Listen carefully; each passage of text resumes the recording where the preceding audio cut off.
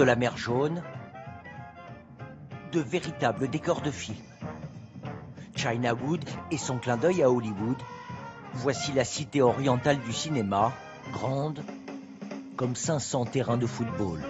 Ces studios ont l'ambition d'être à la Chine ce qu'Hollywood est à l'Amérique. Visite guidée avec Liu Yang. Regardez à ma gauche. Ce sont tous les studios où l'on tourne les films. À ma droite, les ateliers de décors. Cinéma, télévision. Aujourd'hui, dans ce studio, c'est une télé-réalité diffusée sur Internet. À succès, 10 millions de vues par épisode. Un terrain de basket, grandeur nature, 100 acteurs et techniciens pendant 3 mois. Les péripéties de 2 équipes de basket filmées sous l'œil avisé de Pen Xiang. Nous, on fait une série sur le sport. On a besoin de grands studios, d'espace, de hauteur. Ici, c'est l'endroit idéal. Et puis surtout, c'est quand même bien moins cher qu'ailleurs pour les tournages. Coûts de production compétitifs et subventions pour attirer les productions internationales. Ici, la Grande Muraille, avec Matt Damon. Ou le film sino-américain Pacific Rim Uprising. Beaucoup de ces films de science-fiction dont raffole le public chinois qui se tournent en intérieur. Ces studios ont coûté plus de 6 milliards d'euros. On voit grand.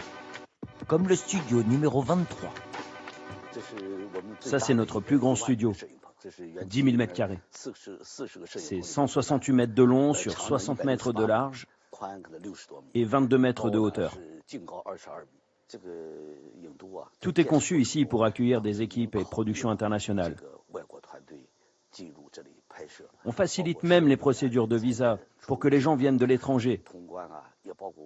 On a 4 hôtels 5 étoiles, un centre commercial, une école, un hôpital. Depuis le Covid-19, plus de productions internationales, mais tout le monde a de quoi s'occuper. Avec les films chinois qui ont laissé des souvenirs de toutes les époques. Jen Daiwei est un des 300 employés de ces studios, chef accessoiriste. C'est sa caverne d'Alibaba. Vous vous souvenez de ces vieux téléphones qu'on utilisait avant? Les voici. Ceci date des années 80. On a des éléments de décor qui correspondent aux différentes époques pour reconstituer des scènes des années 70, 80 ou 90. Regardez ces vieilles télés et ordinateurs. Son accessoire préféré, bien protégé, qui resservira sans doute, c'est cet avion. C'est un A319 en taille réelle. Grandeur nature. C'est juste qu'il n'a pas d'aile ou de moteur. Il ne peut pas voler. C'est uniquement un décor de cinéma. La Chine produit en moyenne quelques 400 films par an. Mais Chinawood, comme on l'appelle désormais, se positionne sur les films à gros budget, bourrés d'effets spéciaux, futuristes ou d'horreur.